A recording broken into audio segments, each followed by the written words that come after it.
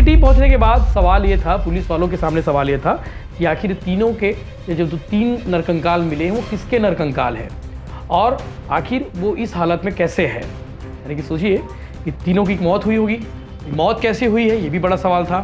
तीनों की हत्या हुई है तो हत्या किसने की और ये 3 लोग हैं कौन, ये सबसे बड़ा सवाल था। इन सारे सवालों के जवाब ढूंढना पुलिस के लिए काफी चैलेंजिंग था।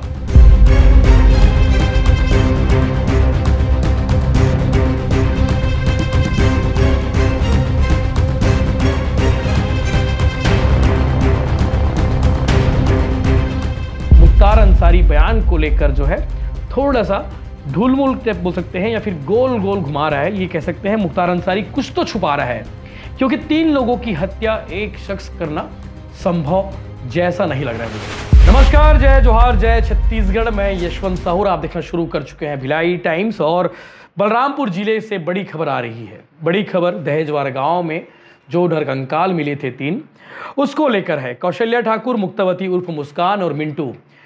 कौशल्या ठाकुर के बच्चे हैं मुक्तावती और मिंटू, तीनों अचानक से लापता हुए 27 सितंबर को और उसके बाद से इनका कोई पता नहीं चला।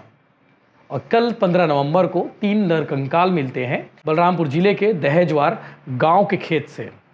जिसके खेत से तीनों नरकंकाल मिलते हैं, उस खेत का मालिक कल धान काटने के लिए पहुंचा हुआ था। काफ़ी दिनों से खेत नहीं आया था, धान पक चुकी थी और पकने के बाद कल कटाई का उसमें शेड्यूल था। कटाई करने जैसे ही खेत में पहुंचे, अचानक से 3 नरकंकाल एक साथ मिलते हैं। नरकंकाल देखकर वो हैरान होता है। पहले तो उसे लगा कि कोई हड्डी है, किसी जानवर की हड्डी होगी। पास जाकर देखा तो पता चला कि 3 खोपड़ियाँ भी हैं। तत्काल गांव वालों को सूचना दी गई। गांव वालों ने पुलिस वालों को बुलाया। पुलिस की टीम मौके पर पहुंची। मौके पर पहुंचने के बाद उस पूरे इलाके को सील किया गया और वहाँ पर जो भी मौजूद था, जो भी सामान मिले, उन सारे सामानों को इकट्ठा किए। फॉरेंसिक की टीम पहुंची।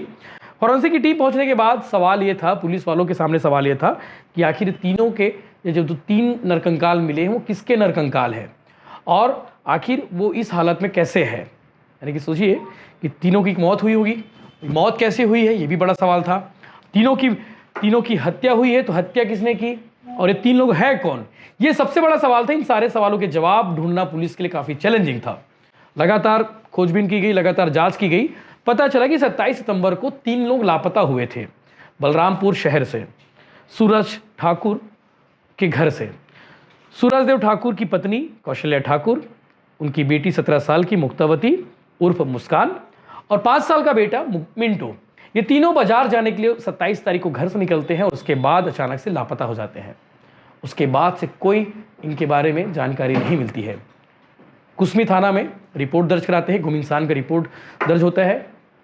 परिवार वाले कुछ नाम भी बताते हैं पुलिस को कि भैया हमें डाउट है कि इसके ऊपर डाउट है, ये आदमी कुछ गड़बड़ कर सकता है, या तो ये तीनों को ले जाकर बेच दिया होगा या फिर मार दिया होगा या फिर और भी आशंका।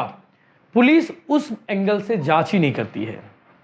जब जांच करने की बारी थी तब पुलिस ने ठंडे बस्ते में डाल दिया और जब 3 नरकंकाल मिले तब पुलिस तत्परता से जांच की और तत्परता से जांच करने के बाद ये खुलासा हुआ कि जो 3 लोगों के नरकंकाल मिले हैं वो कौशल्या ठाकुर के हैं, वो मुक्तावती के हैं, वो मिंटू के हैं। पुलिस घर वालों को बुलाती है, घर वाले शिनाख्त करते हैं और मौके से जो सामान मिलते हैं, चाहे कपड़ा हो, चाहे साड़ी हो, पायल, बिछिया और भी सामान, उससे स्पष्ट होता है कि कौशल्या ठाकुर, मिंटू और मुक्तावती के नरकंकाल है। पहले तो घर वाले तीनों के नरकंकाल को लेने से इनकार किए। पुलिस पोस्टमार्टम कराकर नरकंकाल को देती है कि भैया आप अंतिम संस्कार कर लो।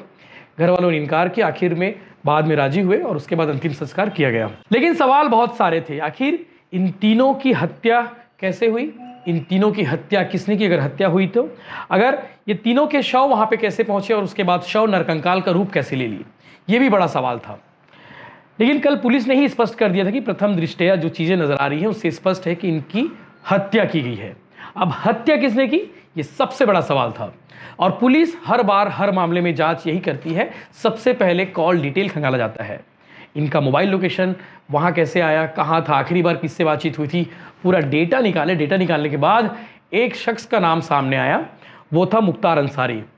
हत्या वाले दिन मुख्तार अंसारी का भी मोबाइल लोकेशन और इन तीनों का भी मोबाइल लोकेशन एक साथ देखा गया। और मुख्तार अंसारी को पुलिस ने जब पकड़ा, मुख्तार अंसारी कौन इसके बारे में आपको बताऊंगा आगे मैं। मुख्तार अंसारी से जब पूछताछ की गई, मुख्तार अंसारी ने बताया उसका छोटा भाई आरिफ अंसारी, ये दोनों झारखंड के रहने वाले हैं और आरिफ जो है बलरामपुर में ठेकेदारी करने का काम करता है, बहुत पैसा कमाता है। लेकिन आरिफ घर में पैसा ना देकर वो मुस्कान के पीछे पैसा उड़ाता है, या फिर यूँ कहे तो मुस्कान को पैसे देता है। इसी बात को लेकर बड़े भाई मुख्तार अंसारी को तकलीफ़ थी। घर में बूढ़े माँ बाप हैं, उनको पैसे ना भेजकर जो है आरिफ अपनी यूँ कह सकते हैं कि पुलिस ने जो डेटा बताई, पुलिस ने जो जानकारी बताई, पुलिस की जो जांच में सामने आया अभी तक जो जांच में सामने आया कि मुक्तावती के साथ में यानी कि मुस्कान के साथ में उसका अफेयर था और आरिफ जो है पूरा पैसा उसी पर खर्च कर देता है। और इससे पहले भी ऐसा नहीं कि जो है मुख्तार ने आरिफ को टोका नहीं होगा, रोका नहीं होगा कि पैसे खर्चा मत कर, घर पैसा भेजा कर। इन दोनों के बीच में कई बार इस बात को लेके तू मैं भी हुई, जैसा कि पुलिस ने बताया है। और ये अभी तक मुख्तार अंसारी की ओर से जो बयान पुलिस को दिए हैं उसके मुताबिक है। लेकिन पुलिस को मुख्तार अंसारी के बयान पर शक है और मुख्तार अंसारी बयान को लेकर जो है थोड़ा सा ढुलमुल टाइप बोल सकते हैं या फिर गोल गोल घुमा रहा है। ये कह सकते हैं मुख्तार अंसारी कुछ तो छुपा रहा है, क्योंकि 3 लोगों की हत्या एक शख्स करना संभव जैसा नहीं लग रहा है मुझे। पुलिस को भी ये नहीं लग रहा है कि भैया एक शख्स कैसे 3 लोगों की हत्या कर सकता है, ये सबसे बड़ा सवाल है। और इसीलिए पुलिस ने मुख्तार अंसारी को अभी रिमांड पे लिए है और रिमांड में लेकर उससे पूछताछ कर रही है। अब सबसे बड़ा सवाल यह कि आखिर मुख्तार अंसारी ने इन तीनों की हत्या कैसे की। जैसा कि मुख्तार अंसारी ने बताया कि उसने टंगिया से तीनों के सिर पर ताबड़तोड़ वार किया और तीनों को मौत के घाट उतारा और मौत के घाट उतारने के बाद शव को खेत में फेंक कर चले गया। जहाँ पर शव फेंका है वहाँ पे लोग आना जाना बहुत कम करते हैं, अमूमन कोई आता जाता नहीं, और इसीलिए 27 सितंबर से वहाँ पे लाश रखी रही, किसी ने देखा तक नहीं और किसी को बदबू तक नहीं आई। जब धान काटने के लिए खेत का मालिक पहुँचा तब उसे 3 नरकंकाल दिखे। तब पुलिस को मालूम चला कि वो तीनों नरकंकाल कौशल्या और मुक्तावती और मिंटू के हैं। पुलिस मामले की जांच में जुटी हुई है। पुलिस मुख्तार से पूछताछ कर रही है और पूछताछ में ऐसा दावा किया जा रहा है कि इस मामले में और भी आरोपी हो सकते हैं जिन्होंने इन तीनों को मौत के घाट उतारने में या फिर मौत के घाट उतारने के साथ देने वालों में साथ होंगे, सहयोग किए होंगे। अभी पुलिस की जांच का विषय है और इसीलिए पुलिस ने अभी जो कहानी बताई है ये प्रारंभिक कहानी है, जो बेसिक कहानी जो सामने आई है, जो प्रारंभिक रूप से जो चीज़ें सामने आई हैं उसके मुताबिक है। डिटेल में आना इस पर बाकी है कि आखिर हत्या की वारदात को किस तरह से अंजाम दिया होगा, तीनों को कैसे उसने मारा होगा। शहर से 80 किलोमीटर दूर ले जाकर वारदात को अंजाम दिया गया है। जिस खेत में वारदात को अंजाम दिया गया वहाँ पे एक झोपड़ी है और उसी झोपड़ी में ले जाकर तीनों को इसने मारा है। ये मुख्तार अंसारी की ओर से जो बयान दिया है उसके मुताबिक है। डिटेल बयान इस पर आना बाकी है। इस विषय को लेकर आईपीएस वैभव बंकर क्या कुछ कह रहे हैं वो भी आप सुनिए, जो बलरामपुर जिले के एसपी हैं। उन्होंने बहुत बारीकी से इस मामले में 24 घंटे के अंदर कार्रवाई की और कुसमी थाना प्रभारी जितेंद्र जायसवाल को लाइन अटैच किया गया है उनकी लापरवाही की वजह से, क्योंकि घर वाले बार बार कहते रहे, घर वाले बार बार मुख्तार अंसारी का नाम लेते रहे, लेकिन पुलिस ने उस एंगल से जांच नहीं की थी जिस एंगल से घर वाले चाह रहे थे। अब पुलिस ने मुख्तार अंसारी को गिरफ्तार कर लिया है, पूछताछ उससे जारी है। दावा है पुलिस का कि इस मामले में बड़ा खुलासा और भी होना है। थाना कोतवाली बलरामपुर क्षेत्र के अंदर पिछले कल दिनांक 15 को हमें 3 मानव कंकाल मिलने की जो है सुबह से सूचना प्राप्त हुई थी। उसी तारतम्य में हमारी एफएसएल की टीम और थाने की टीम के द्वारा वहां पर जाकर जो है पूरे सीन ऑफ क्राइम को घेर कर और वहां पर साइंटिफिक तरीके से जो मानव कंकाल था उसको लिफ्ट किया गया था और जाँच जो है वो शुरू की थी। इसी तारतम्य में जो हमें मानव कंकाल मिले थे उनका हमने पीएम वगैरह करवाया था और उसकी खोजबीन शुरू की थी, जिसके तारतम्य में हमने सारे के सारे थानों से जो गुम इंसान थे उनका विश्लेषण शुरू किया था। हमें ये पता चला कि कुसमी थाने के अंदर पिछले महीनों जो है एक गुम इंसान कायम किया था, जिसमें एक मृतिका और उसके 2 बच्चे जो हैं वो गुम हुए थे। तो उनके जो हुलिये और बाकी सारी चीज़ों का विश्लेषण करने के बाद हमने उनके परिजनों को संपर्क किया था और उनके परिजनों द्वारा जो वस्तुएं हमें जो बरामद हुई थी उनकी पहचान करके तीनों जो नरकंकाल जो है वो उन्हीं के होना हम लोगों को जो है वो पाया था।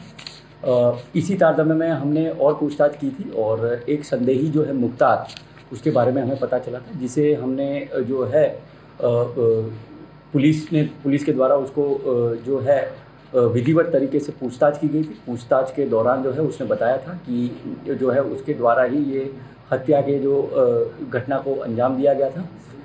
हत्या का मोटिव ये था उनका कि जो आरोपी था उसके भाई का प्रेम प्रसंग जो है वो मृतिका की बेटी जो है, जो भी एक मृतक है, उसी के साथ था और उसी के ऊपर सारे पैसे जो है वो खर्च कर देता था, जो जिसकी वजह से वो घर पे पैसे नहीं दे पाता था। और जो आरोपी है उसको ये जो चीज़ जो है वो पसंद नहीं था, तो इसीलिए ये घटना को जो है उसके द्वारा ये कारित किया गया था। आरोपी को विधिवत गिरफ्तार करके हमने न्यायालय में पेश किया है और अग्रिम विवेचना जो है इस मामले में अभी जारी है।